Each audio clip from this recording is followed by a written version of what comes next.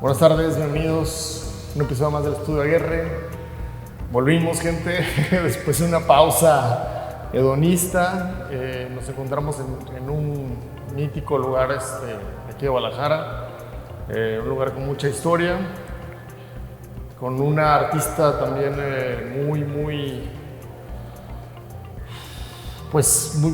ya ha resonado desde hace muchos años. Tiene una carrera como de unos 10 años, pero bastante exitosa.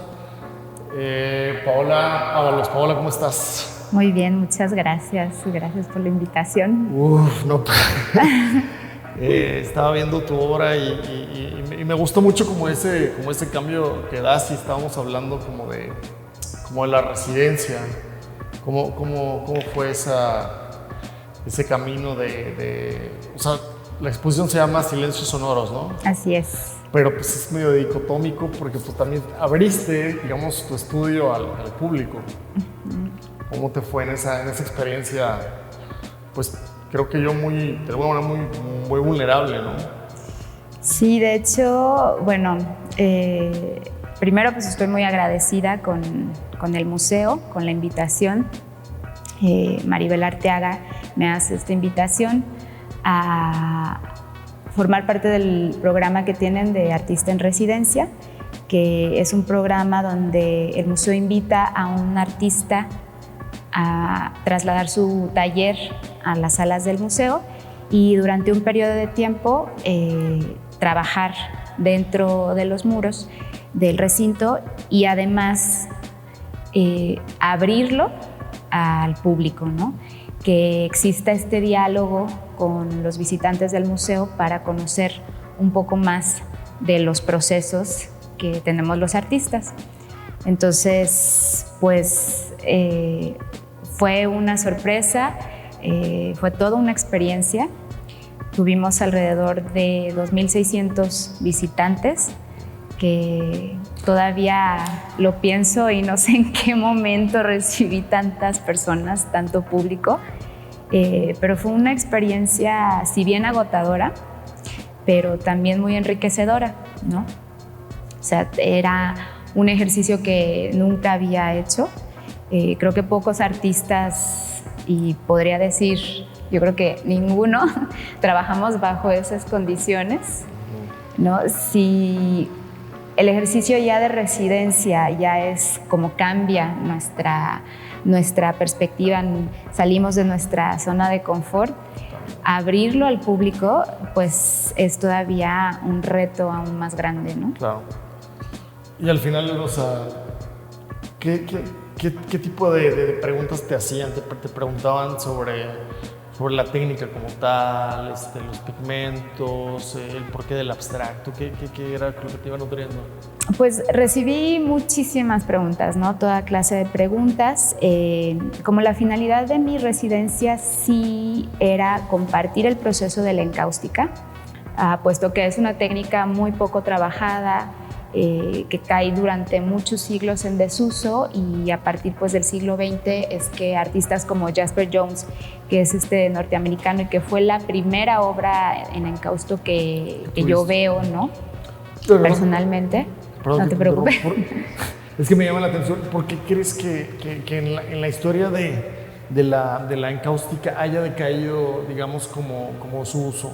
Una de mis teorías es que el surgimiento de nuevas técnicas como el temple o el óleo pues hace un poco más sencilla, quizás es un poco más sencilla, digo, ahora que yo trabajo con el encausto en caliente, pues sí me pongo a pensar, digo, bueno, si esto se hacía así en la antigüedad, ¿no? de trabajar el encausto de forma caliente, que sí hay vestigios y existen pruebas de que el encausto se trabajaba así, surgen estos nuevos procesos, y sí, digo, pues es más fácil hacer pintura con huevo, ¿no? Claro. Como en el caso del temple, el temple al huevo, o el óleo, ¿no? Como mezclar con aceite, y que es algo que de alguna forma también es mucho más fácil de conservar para pintar, ¿no?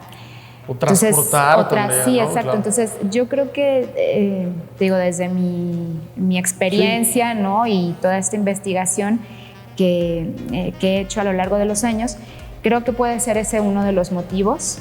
Hay todavía hay mucho que hacer, ¿no? Como de elaborar tu propio pigmento. Digo, antes así también se hacía el temple y el óleo, ¿no? Pero sí creo que eran unas maneras un poco más fáciles y fluidas en procesos, ¿no? Entonces, supongo que puede ser una de las razones por las que cae tantos años en desuso, ¿no? Claro. Pero te decía, con Jasper Johns en Estados Unidos, él es uno de los artistas que como la vuelve a poner en el mapa. Él hacía mucho collage y encuentra en el lenguaje de la técnica como una manera mucho más fácil de encapsular como todo lo que venía haciendo, ¿no? Me gustaría como que te acordaras como ese momento cuando creo que estás en Chicago, ¿no? Haciendo una residencia de diseño gráfico. Así es. Pero ¿por qué te impactó? ¿Por qué te resonó en ti, digamos, como esa obra, por, digamos, las capas de luminosidad, por lo complejo del lenguaje, no sé? Creo que, mira, partiendo de que siempre cuando pensaba en estudiar, ¿no?, mi carrera, una de las inquietudes era artes plásticas. En ese momento, y digo, creo que todavía se sigue repitiendo de repente esta idea de pues, de qué vas a vivir, ¿no? Como, ¿qué vas a hacer? Es muy complejo, pero al final el mundo es complejo, ¿no? Todas las carreras, o sea, si no tienes disciplina, si no trabajas, también va a ser igual de complejo. Pero bueno, en ese entonces decido la carrera de diseño gráfico. Y justo cuando hago este intercambio a la Universidad de Chicago, a Columbia College, tengo la oportunidad de tomar casi todas mis materias optativas en artes plásticas, pues porque siempre estuve jalada como por esta idea, ¿no? Entonces allá veo esta oportunidad de que, ok, voy a ser diseñadora gráfica, pero puedo campechanearlo y puedo coquetear con esto que siempre he querido hacer, ¿no? Que siempre he querido tomar clases de artes. Siempre había querido tomar clases de grabado, me gusta muchísimo. Entonces, siempre había esta parte de las artes plásticas. Cuando yo empiezo a ver y empiezo en libros, ¿no? Mi mamá es bibliotecóloga y ella llevaba mucho libro de arte a mi casa, ¿no? Entonces, una de las cosas que más me fijaba era justo la plástica, ¿no? Como esta... que aunque fueran libros, ¿no?, que se podía percibir, ¿no?, las obras, Caravaggio, ¿no?, que puedes ver como la materia, puedes ver en estos claroscuros, puedes ver cómo trabajaba, ¿no?, como a lo mejor lo puedes medio adivinar de alguna forma. Entonces siempre estuve siempre me llamaba mucho la atención esta parte de la materia en las obras. Entonces, cuando ya tengo la oportunidad de comenzar a ver, ¿no?, mis primeras obras en persona, ¿no? El primer gran museo que conozco es el Art Institute. Entonces, me jalaba mucho como en las piezas percibir las pinceladas, percibir la textura, percibir la materia, ¿no? Eso es algo que siempre me ha llamado. Y en el caso de Jasper Johns, que usaba la encáustica, pues eso fue lo primerito que me enganchó, ¿no? O sea, sientes que, o sea, desde antes de conocer, digamos, a Jasper Johns, el expresionismo abstracto de Jasper Johns, si eres como una persona como, no sé qué palabra sea, no sea hedonista, pero como clavadas con las texturas de la naturaleza, como siempre como con esta hambre de sensorial. Así es, sí, creo que sí, eso, y es una reflexión no muy lejana, que justo caí en cuenta que uno de los motivos por los que me engancho con la encáustica es que siempre me fijaba en eso, ¿no? Siempre me fijaba como de qué materiales eran, de por qué la consistencia del óleo de repente en algunos cuadros se veía de cierta forma, pero en otras piezas pues, sí se veía la materia, ¿no? Entonces, pues eso es como de las primeras cosas que siempre caían tus cuestionamientos en eso, ¿no? Sí. Cómo alguien modificaba las técnicas. Sí, y creo que pues a través de la materia puedes comunicar mucho, claro, ¿no?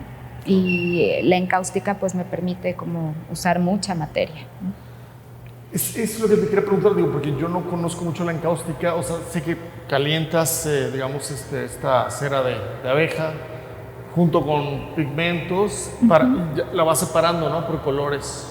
Sí, se hacen, Avelino Sordo decía que yo hacía sopas, ¿no?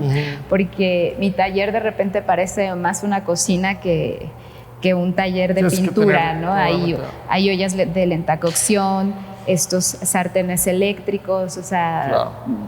Ahí las parrillas son lo primero que notas entrando al taller. Y fue justo de las cosas que aquí compartí. Entonces, sí creo que de repente esta fusión de materiales, conforme lo que me preguntabas, que es el aglutinante principal en la encáustica es la cera de abeja, ¿no? Que eso es lo que aglutina los pigmentos y que está combinado con resinas, normalmente son resinas de coníferas, que ya justo esta mezcla de estos dos materiales es la principal mezcla del encausto, ¿no? Entonces, te llenas de olores también mucho, porque en esta alquimia, ¿no? Es muy alquímico el proceso, ¿no? También creo que esos son de las cosas que más me enamoró de la técnica. El hecho de preparar tu pintura, puesto que no hay todavía una gran industria en la encáustica, si bien hay un par de empresas que ya te venden el encausto preparado, así como tu tubo, digo, en la encáustica son pastillas, pero aún es muy caro, o sea, yo no podría trabajar con esas pastillas porque es caro y trabajo mucho gran formato, entonces sería no sería costeable. No sería redituable. No, para nada. Entonces, pues, ¿qué es lo que te queda? Preparar tu propia pintura. Y está el amor también, ¿no? Intrínseco en esta onda de vamos a hacer alquimia con estas cosas, yo creo también, ¿no? Sí, es padrísimo. Todo este proceso previo a la parte creativa. Empieza ya a hacer ya como la obra, ¿no? Exacto, o sea, ya ahorita creo que sí ya tengo un método, ¿no? O sea, tengo una niña, bueno, una adolescente ya de 14 años, ya niña, ya no tan niña. Entonces, pero siempre desde pequeña, mi taller siempre ha estado en mi casa justo por facilitarme como este proceso, ¿no? De no tener que salir de casa, entonces aprovechar al máximo el día. Sí. Entonces, en la mañana, desde que la llevaba, lo primero que hacía era prender las estufas para que en el transcurso de una hora y media, en lo que yo llevaba, daba a desayunar, a fuego lento, ¿no? A la niña, sí, ya. Cuando regresaba, ya tenía todo listo para trabajar, ¿no? Porque sí hay como todo un proceso. Entonces, ya poco a poco fui desarrollando este método. Como buena madre, ¿no? O sea, empiezas ya a administrar súper bien tu tiempo. Sí, porque si no lo hacía así, se me va el día preparando justo el encausto, ¿no? Claro. Entonces, empezaba ya también a de repente preparar en la noche, dejarlo literal como los frijoles, ¿no? Sí, claro. Cociendo toda la noche. Pero que te pregunto, pero entonces siempre tiene que ser a fuego lento, entonces la encáustica, si no le pasa algo. No puedes permitir que el medio hierva porque empieza a perder propiedades de adhesión, etcétera, ¿no? Entonces sí tienes que mantener una temperatura no variable, ¿no? Como muy constante. Entonces, pues todo eso, o sea, son estos pasos antes de llegar como a la parte creativa y que igual se disfruta, ¿no? Porque si bien a veces por algo o se me acababa el encausto y tenía que prepararlo durante el día, es un momento donde, en lo particular, o sea, me permite como pensar qué es lo que voy a hacer o si ya estoy encarrilada en una serie, pues seguirla meditando, repensando y analizando como qué pasos voy a tomar. Yo creo que es parte siempre como del proceso creativo o de la vida misma de la obra, ¿no? O sea, ese diástoles, sístoles entre la pasividad y el ser creativo y arrojarte ahí a la obra. Sí. Ha sido, pues sí, es muy así, es muy también improvisar también, ¿no?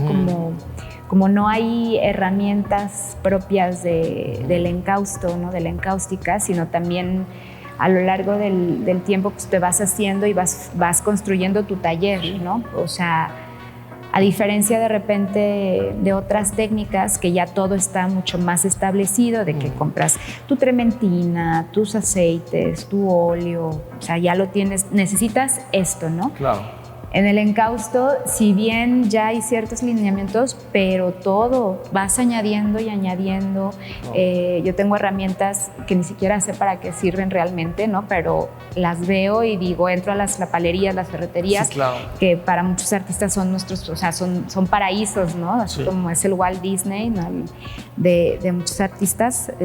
Entonces, ves una herramienta y dices, esta herramienta me va a servir, ¿no? Porque voy a poder hacer incisiones, ¿no? Ajá. Trabajo con gubias, trabajo con stickers para cerámica, o sea, con brochas de silicón, o sea, con prácticamente muchas de las herramientas de otras técnicas. Suena, ¿no? Como que siempre estás descubriendo un tesoro, pues. Sí, o sea, con picos, palas. De alguna forma, y también he caído en cuenta que también convergen de repente muchas otras técnicas en un proceso de la encáustica.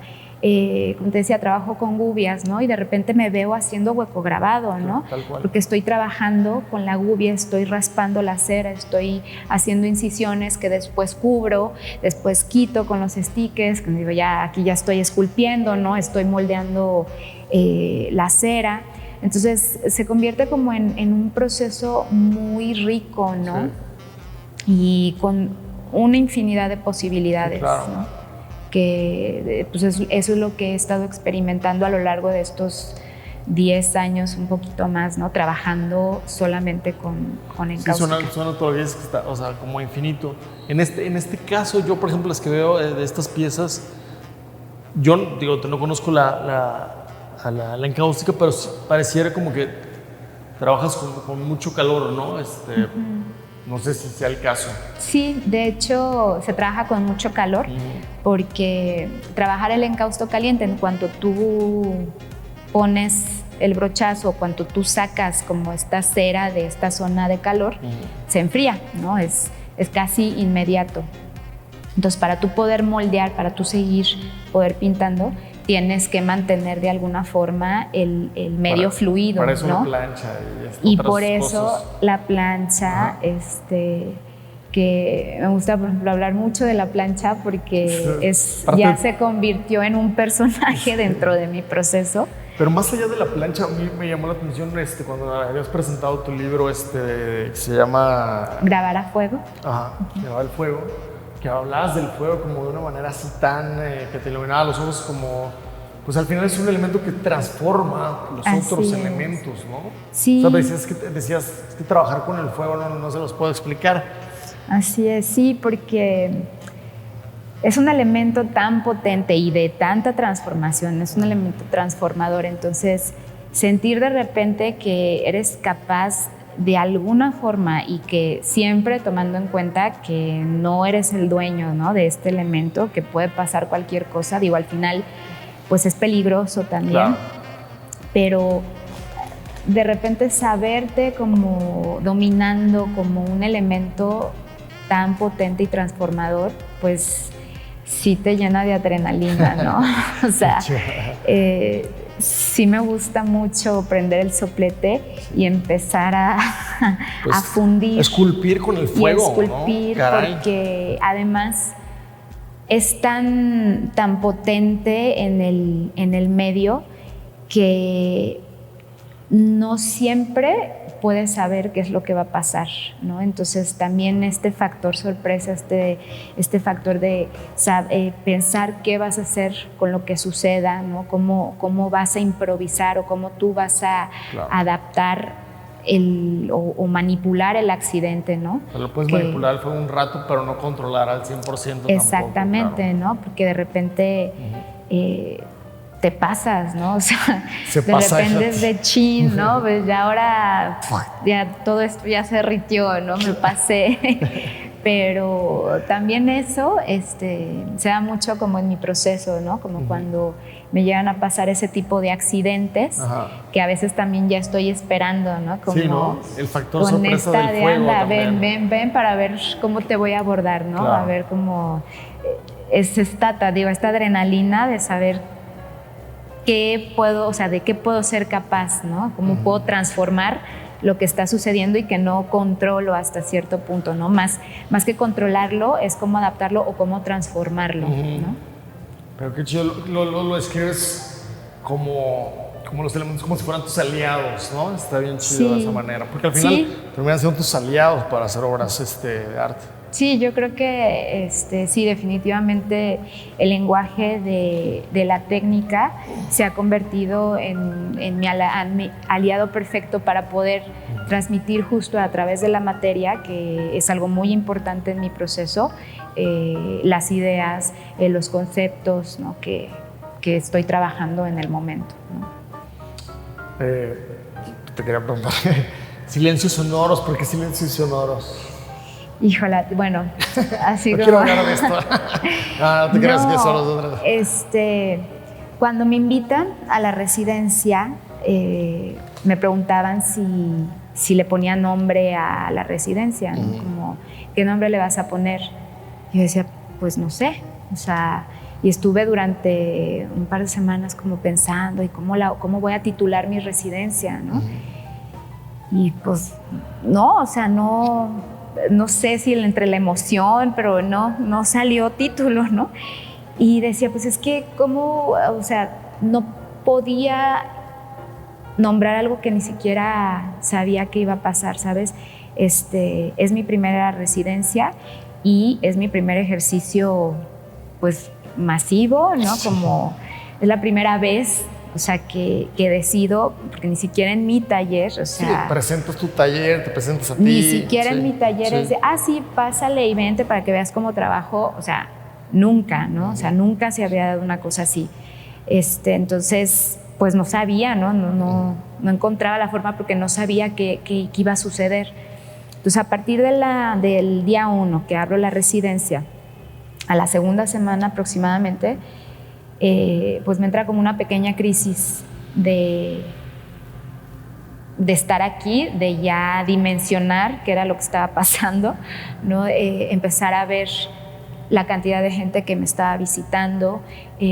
Si bien estaba disfrutando el proceso de compartir y platicarles y miren la encáustica, porque pues era una de las finalidades principales de mi ejercicio, pero me encontraba sin avanzar, ¿no? Ahora sí que ni para atrás ni para adelante, ¿no? Como decía, sí, está padrísimo esto de dar a conocer, pero al final tengo que tener un cuerpo de obra, o sea, al final tengo 2 salas donde tengo que presentar qué hice, ¿no? En la residencia. Entonces, la segunda semana sí entré un poquito en pánico,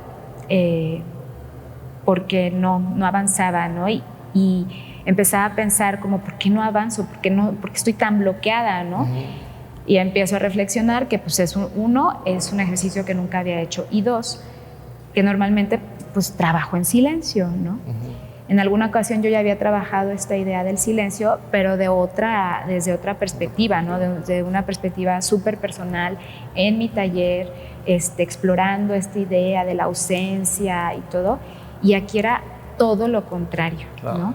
Entonces fue cuando dije, bueno, y si reexploramos justo esta idea del silencio, porque es lo que no tengo, es lo que menos tengo en este momento. Aunque se cerrara el museo y ya no hubiera gente, aún así no era mi espacio. El museo está lleno de sonidos, que es tanta la gente que visita, que yo creo que se queda toda esta energía aquí, ¿no? Acumulada, se queda encerrada. Entonces sí era un constante estar, ahora oigo esto, ¿no? Ahora tronó esto. Entonces, invadida de alguna manera, con público, ¿no? O sin público, todo el tiempo, o sea, había esta desconcentración, ¿no? Entonces, este es uno de los primeros motivos por los que decido reexplorar esta idea del silencio, a partir de que pues no existía, ¿no? Como en mi proceso. Sí, o sea, entonces al final la obra tiene que ver con el espacio, o sea, totalmente te incidió en tu obra en el espacio. O sea, fue el primer motivo por el que decido explorar esto, y empiezo a leer también libros, textos acerca del silencio. Leo un libro de Pablo Dors que se llama La biografía del silencio, que me dio mucha paz y me dio mucha luz, porque... Claridad. Muchísima claridad. Pablo Dors habla del silencio también a partir de la meditación, de buscar estar con nosotros, que es una de las cosas que menos podemos hacer, ¿no? De repente estar con uno mismo. Wow. Puede ser aterrador, ¿no? Entonces, él plantea que de repente no es lo mismo el silencio en la quietud que el silencio en movimiento. Y esa fue una frase que de verdad me voló mucho la cabeza, porque normalmente pensamos en el silencio a partir de la ausencia, a partir del vacío, ¿no? Entonces cuando puede ser totalmente lo opuesto, ¿no? O sea, cuando puede ser que no necesariamente esté en este vacío, en esta ausencia, ¿no? Y yo reflexionaba, ¿no? Como a partir de eso, y decía, bueno, ¿cómo justo en un lugar donde no hay ni ausencia, ni vacío, ni nada, o sea, yo tengo que encontrar este silencio muy personal y muy interno para poder seguir también fluyendo, ¿no? Entonces, pues de ahí, o sea, de alguna forma de ahí me enganché otra vez con esta idea, que además es una idea tan explorada como creo que es una incógnita también del ser humano, si realmente el silencio existe, si no existe, si está en ti, si está en el de enfrente, wow. O sea, es algo que también te da como para hacer tu propia reflexión, ¿no? Sí. Entonces, afortunadamente, esto fue lo que termina como ya cerrando como el concepto de la exposición, y a partir de eso, pues ya me desbloqueo, ¿no? Y fue de vámonos, ¿no? A trabajar con todo. ¿Y en qué momento visualizas o quieres que haya, digamos, como interacción sonora con lo que hizo Abigail Vázquez, que quedó impresionante la obra con eso? Sí, estoy muy contenta y muy agradecida con ella de haber aceptado la invitación. Ella y yo teníamos mucho platicando que queríamos, y que vamos a colaborar y vamos a hacer un proyecto juntas, y de repente cada que nos veíamos con un mezcal o así era de sí, vamos a hacer algo, pues y próximamente. Entonces creo que fue de las primeras cosas que aterricé, que no sabía cómo, pero dije, esta es la oportunidad, o sea, esto es justo el momento perfecto para invitarla. No tenía muy claro, dije, no sé qué vamos a hacer, no sé qué se le pueda ocurrir a ella, pero la voy a invitar. Y pues la invitó, y pues con mucho gusto me dijo que mucho sí. También, aparte con todo esto que tiene que ver con los silencios. Sí, yo quiero pensar eso, que sí, también disfrutó mucho estar como en el proceso.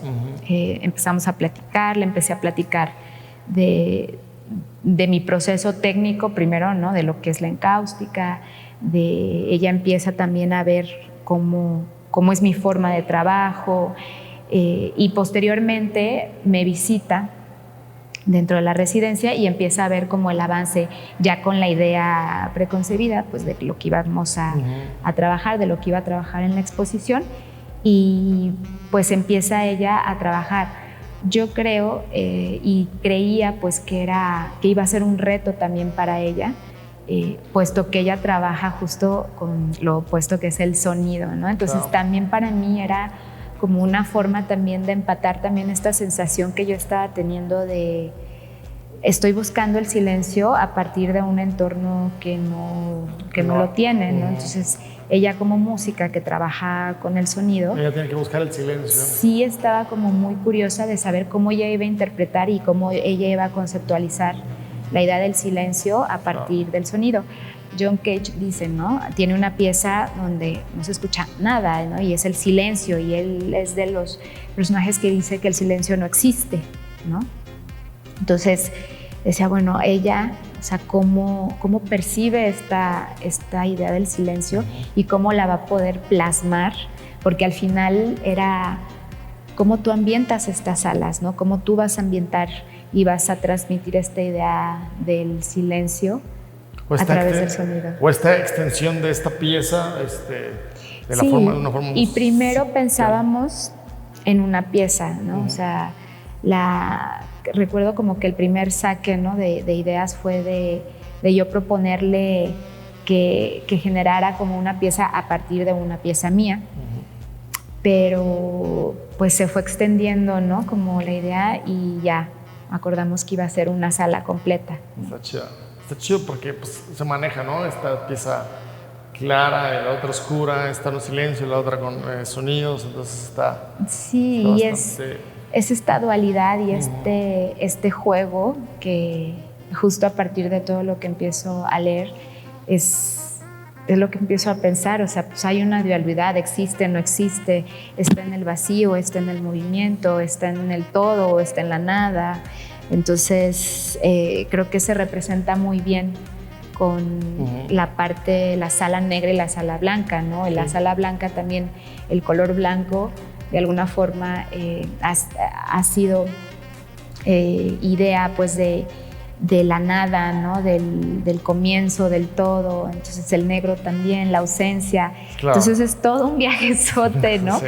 Y al final esto termina siendo un ejercicio de reflexión muy personal, ¿no? O sea, a partir de una necesidad muy imperante, ¿no?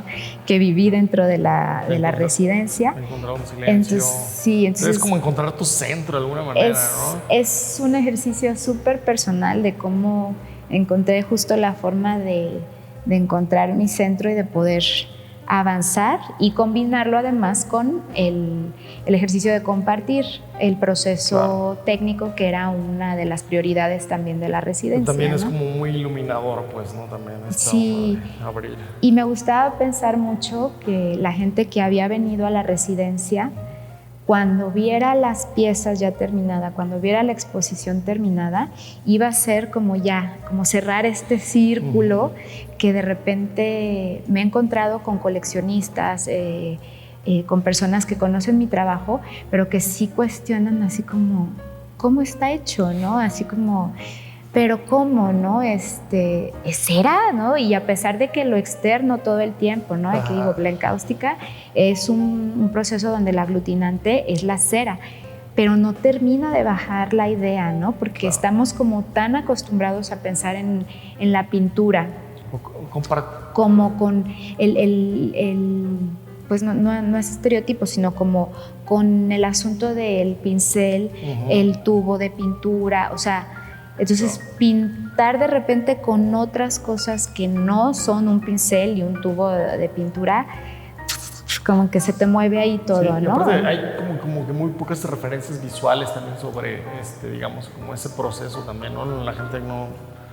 Si no es que no, o sea, sí, exactamente, digo, durante la historia, pues lo que nos han enseñado pues, es la pintura, ¿no? De pincel, acuarela, acrílico, y hay muchos artistas que son acuarelistas, unos trabajan con acrílico, pero seguimos habiendo muy pocos que usamos la encáustica, y siempre digo, pues al final también es otra técnica más dentro del abanico de técnicas de pintura, o sea, no estamos descubriendo tampoco el hilo negro. Te puedo decir que al contrario, pues es la primera técnica formal, ¿no? Como de pintura. Primero se usaba para impermeabilizar barcos, posteriormente ya se usa como una técnica pictórica, y pues bueno, luego ya se olvidan de ella, ¿no? Entonces, pero afortunadamente todavía podemos reproducirla, ¿no? Todavía podemos trabajar con ella. Hay una parte en una entrevista donde, entrevistan a Joao Rodríguez, que habla sobre tu obra, esta obra en específico, y dice que es arriesgada. Sí. ¿Tú también te sentiste que te arriesgaste? O sea, él lo siente así de tu arte. ¿Sientes también es como ese arriesgue en cambiar, digamos, a ser más monocromática o en otras formas? Pues sí. Creo que esta exposición en particular, pues sí, también marca de alguna forma un cierre. Más que cierre, porque yo siento que con la presentación en noviembre del 2021, que tengo oportunidad de presentar este libro catálogo, eso lo sentí justo como un cierre, ¿no? O sea, desde mi primera exposición hasta la última individual, que fue en el Mura, sí sentía como esta necesidad de, ok, ya, esto, o sea, presentar un libro libro catálogo con todas mis exposiciones individuales desde que empiezo a usar la encáustica, decía, ok, de aquí, o sea, ya, ¿no? Como ya exploré ciertas texturas, ya exploré ciertos temas, y aunque no sabía como qué era lo que seguía, ¿no? Eso fue en noviembre del año pasado, sí, para mí sí fue el cierre. Cuando recibo esta invitación en el Musa, ¿no? Que me cae muy, muy de sorpresa, ¿no? Y sí, me emocionó, o sea, muchísimo, ¿no? Imaginarme, decía yo, en el Musa, wow, ¿no? Como obviamente siempre había sido un deseo, ¿no? Un trabajar hacia estos, o sea, digo, siempre estamos así como, ¿y qué es lo que sigue? ¿Cuál es el reto que sigue, no? Claro. Y empiezas medio a trazar tu carrera y empiezas a trazar tus metas. Entonces, sí creía que era justo la oportunidad, o sea, para explorar algo nuevo, ¿no? Claro. Para realizar algo nuevo que no tuviera que ver con mi trabajo anterior. Cada que termino una exposición, sí digo, híjole, ¿y ahora? ¿No? Como, y ahora está el reto de superarte a ti mismo, ¿no? Que creo que ese es el mayor reto y en lo personal es una de las cosas de repente que más miedo me da, ¿no? Como de no poderte renovar, ¿no? De no poderte reinventar. Entonces, obviamente cuando llego aquí al Musa veo la magnitud del reto. Entonces, lo que dices también de fondo es que para renovarte tienes que entrar en crisis y eso también es doloroso. Pues sí, y creo que sí entré, ¿no? Es que si no, no te renuevas, ¿no? Tienes que entrar en crisis. Definitivamente si no, este proceso, o sea, sí me colapsa, sí me hace pensar. Todos tus esquemas tienen que colapsar. Todo, ¿no? O sea, lo que implicaba el estar aquí en el museo, el tamaño pues de exposición que yo sabía que tenía que lograr, ¿no? La apertura, sí. Cuando sé que Davis, digo que si llega a ver esto, que sepa. Estaba al lado, sí, David Bergson. Vamos sumándole. ¿Qué crees? Estás con uno de los grandes, estás al lado de uno de los grandes, ¿no? Además, Davis me revisó mi portafolio hace como 6 años más o menos, ¿no? Y me acuerdo que me temblaban las piernitas, así como, ¿qué me va a decir, no? Y recuerdo que en esa ocasión fue un conversatorio, que convocó el Ayuntamiento de Zapopan. Y bueno, me toca a mí con él la revisión de portafolio y pues bueno, sus críticas y todos sus punteos me sirvieron muchísimo, ¿no? Y que también fueron cosas que pues te sirven y te hacen crecer, ¿no? Sí. Entonces, pues definitivamente, o sea, todo me llevó al quiebre, colapso, ¿no? Al colapso, ¿no? Al colapso total. Lo tuviste total. Que resolver también pronto porque Exacto. Ya el tiempo apremiaba. Y esto del tiempo, ¿no? De poder lograr y concretar una serie, ¿no? Adrián Guerrero fue quien me ayuda a ponerle pies y cabeza a la exposición, que justo él entra a partir de la segunda semana. Le hago la invitación, le ruego, ¿no? Por favor. Estoy en llamas. Así necesito tu ayuda. Ya en otra ocasión había accedido a ayudarme y pues para mí Adrián Guerrero también es un maestro, es un referente, lo admiro mucho, le aprendo muchísimo y pues fue de verdad una bendición que me ayudara y que aceptara, ¿no?, la invitación, porque al final también todo este montaje exquisito es mucho gracias a él, ¿no?, a su visión tan minimal y tan exquisita que siempre ha tenido, y que pues de alguna forma creo que mi trabajo y justo esta parte que él aporta a los silencios sonoros pues fue como iban muy de la mano, ¿no? Sí, complementaron muy bien. Sí, él pues sí fue una pieza como muy fundamental, porque cuando me veía así tan angustiada y preocupada, o sea, me decía, relájate, o sea, al final los ejercicios de residencia son ejercicios, o sea, y los tienes que disfrutar, es justo esta experimentación de que no estás en tu espacio, etcétera. Entonces, me bajaba como muchos niveles, ¿no?, de ansiedad y digo, de exceso de futuro, ¿no?, que era lo que más tenía yo. Al final lo que platicamos atrás de cámaras, pues también, o sea, el pintar pues es una experiencia, ¿no? Entonces, pues es como un viaje, ¿no? O sea, pintar es lo mismo, es una experiencia también. Sí. Creo que a veces, por ejemplo, cuando subes fotos de tus obras en Instagram, eso, a veces vienen acompañadas como de poesías, de Pablo Neruda, etc. ¿Sientes a veces como una cercanía mucho, o te nutres también como de...? Sí, definitivamente, pues digo, al final, como dices, el pintar es toda una experiencia, y todo lo que vemos, o sea, claro, todo lo que consumimos, ¿no?, lo que leemos, lo que vemos, lo que vivimos, pues es lo que nos alimenta. Me gusta mucho acompañar justo estas piezas con cosas que leo, poesía que leo, o a veces reflexiones muy personales, ¿no?, que digo, chin, pues ahí va mi reflexión poética, ¿no? O sea, soy cero poeta, ¿no? Pero de repente me gusta como reflexionar también, como ponerlo en palabras, ¿no?, que a veces a mí se me complica mucho, ¿no? Prefiero pintar, prefiero bailar, y las letras se las dejo a los que saben, ¿no?, tejer con ella. Son más letrados que otros. Sí, pero de repente sí me gusta mucho, y al final pues es lo que me alimenta, ¿no? Es lo que alimenta parte de mi proceso. Te alimenta el alma y tus procesos creativos, ver a otros pintores, pero también, ¿no? O sea, sí, escuchar poesía, pues la danza es importante para ti, al parecer. Sí, la danza es súper importante, siempre ha estado en mi vida.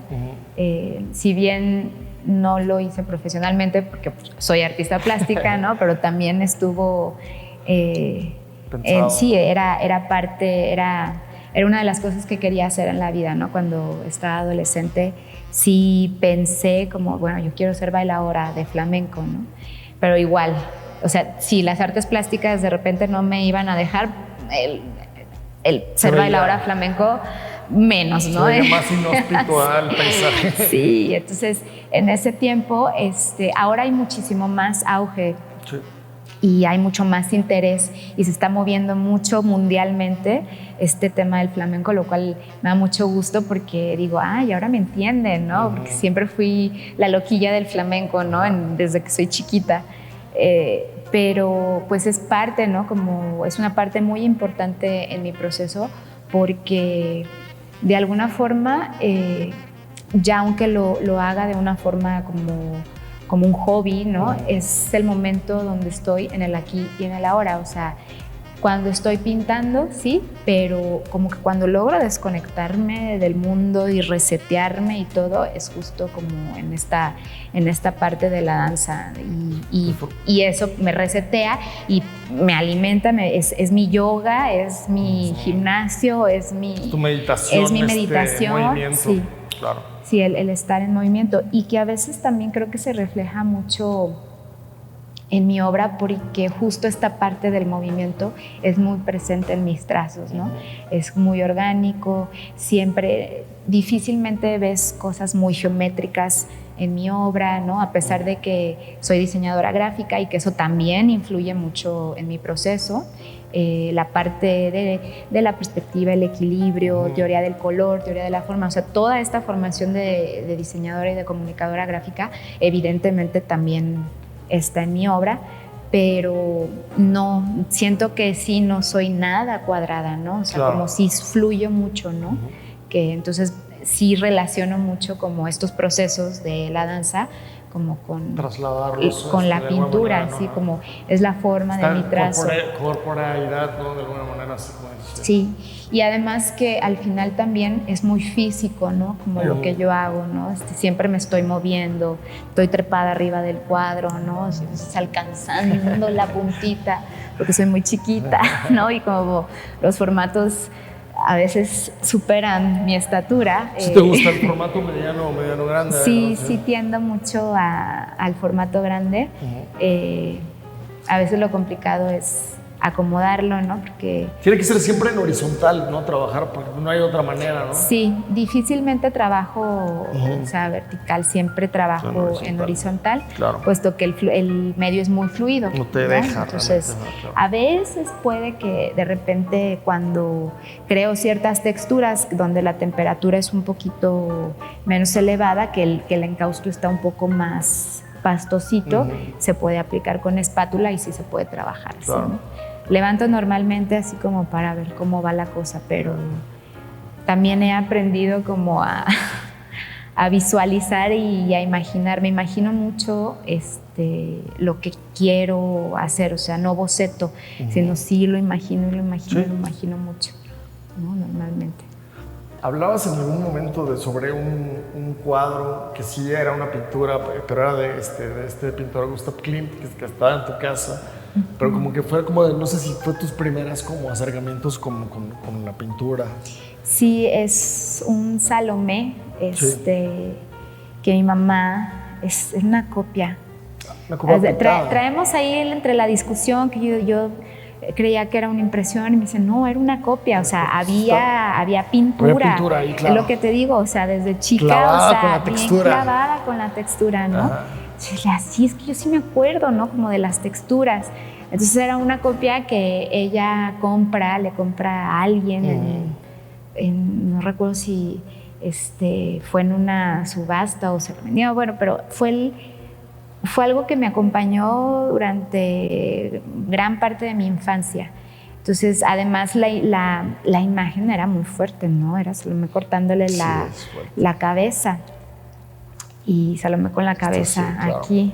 Entonces, sí, no me asustaba, sino me impresionaba mucho, ¿no? Como la potencia de la imagen. Sí. No recuerdo si era una buena copia, eso no recuerdo, pero pues era una copia del de Klimt. Entonces, siempre, o sea, si bien mis papás no son artistas, mi mamá es bibliotecóloga, mi papá abogado, pero son personas muy sensibles y a mi mamá siempre le ha gustado el arte, siempre le ha gustado leer acerca de sus artistas predilectos. Hace no mucho, y lo recordé hace poco, también otro pintor que también estaba muy presente por mi mamá era Vasarely, ¿no? Que es un pintor del op art, del optical art, de los primeros que empiezan a hacer todas estas tridimensionalidades en la bidimensionalidad y así. Y nunca he tenido oportunidad de conocer varios museos de los grandes museos y nunca había visto obra de Vasarely hasta hace poco en el Thyssen, una exposición completita de Vasarely. Wow. Y me emocioné mucho porque obviamente me remonta a mi infancia, ¿no? O sea, y recuerdo que le hablé a mi mamá, una exposición completita, ¿no? de Vasarely. Me interesa saber, por ejemplo, sé que mencionas a Adolfo Weber como tu padrino, porque él te abrió las puertas como de tu primera exposición, que no recuerdo cómo se llama, la de Azul de Prusia, algo así se llama, ¿no? Fragmentos de Prusia.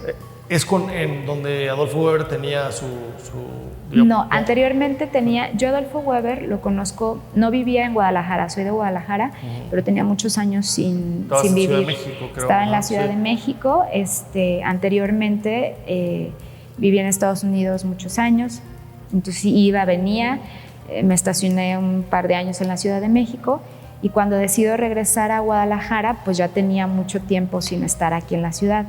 Entonces, pues fue como empezar otra vez, ¿no? Pero ya tenías concebido empezar a trabajar, o ya estabas trabajando con la encáustica. Apenas comenzaba a trabajar con la encáustica, ya la conocía, ya había tomado, no, en ese entonces todavía no había tomado cursos.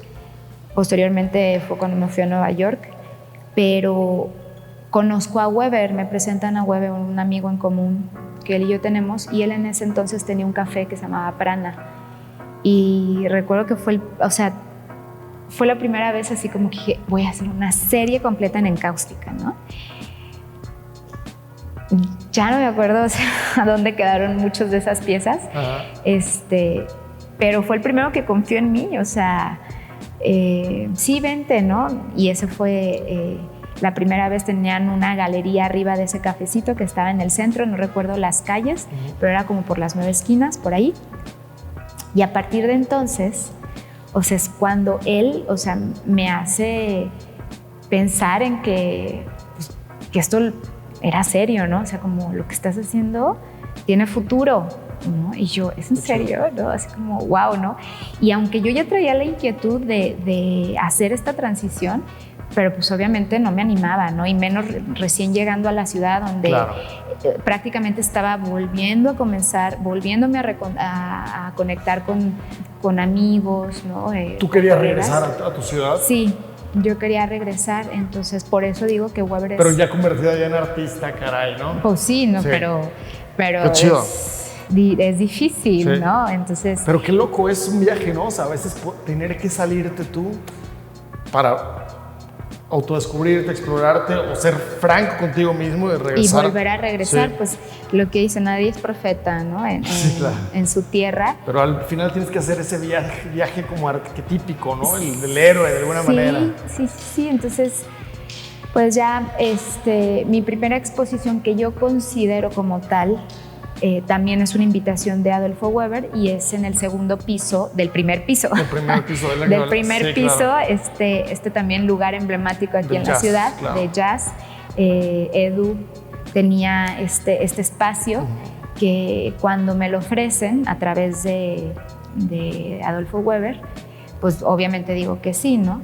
En esa ocasión voy a ver el espacio, que es un espacio muy bonito, pero de repente yo tenía una serie de 20 y tantas piezas, ¿no? De mediano formato.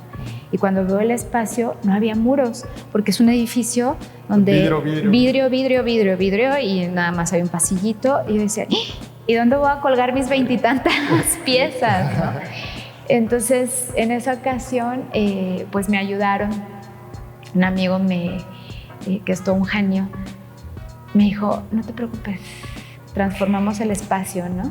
Y bueno, le pedí permiso a Eduardo de sacar todo, así, muebles, sillones, de dejarlo como pista de baile, y creamos estos muros falsos en las ventanas y pues lo transformamos en una super galería, ¿no? Sí. Entonces fue una exposición muy bonita que todavía a la fecha... Un buen lugar, sí. Y además del lugar, sí, ¿no? O sea, la recuerdo con muchísimo cariño porque creo que esa exposición... ¿Esta fue la de Prusia o no fue la de Prusia? Esa fue la de Prusia.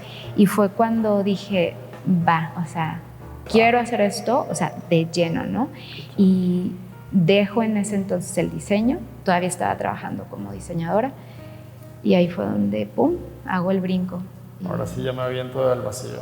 Y ya, o sea, empezar a convertirme como en lo que quería hacer, ¿no? Desde antes. Así. Sí.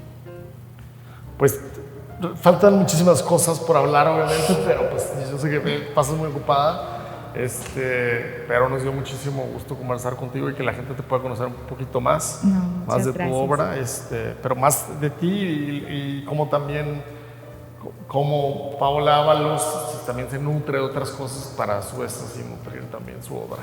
Sí, pues no, muchísimas gracias, Rodrigo. Al contrario, muchísimas gracias. Muy, muy contenta de charlar contigo y de haber tenido esta plática también tan amena. Sí, muy, muy amena, muchísimas gracias. Un gusto que nos haya atendido aquí en este gran Instituto El Musa.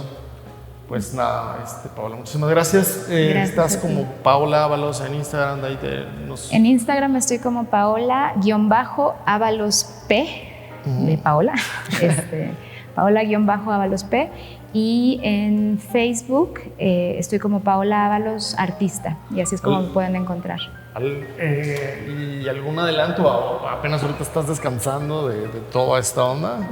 Sí, digo, y más que descansando, como estamos exprimiendo como todo lo que está sucediendo. Hay visitas guiadas los fines de semana, pues haciendo, compartiendo mucho como de lo que fue el proceso, también para que gente que no pudo venir a la residencia pues conozca un poquito más de lo que por ahí se escucha, ¿no? de la residencia, y pues ahora sí que trabajando no en taller, sino pues difundiendo, ¿no? Como todo lo que fue. ¿Hasta cuándo se queda la obra, las piezas? Hasta el 16 de octubre. 16 de octubre. Hasta el 16 de octubre, para que lo chequen. Un episodio más del Estudio AGR. Muchísimas gracias. Muchas gracias, Paola. No, gracias a ti. Hasta la próxima. Muchas gracias.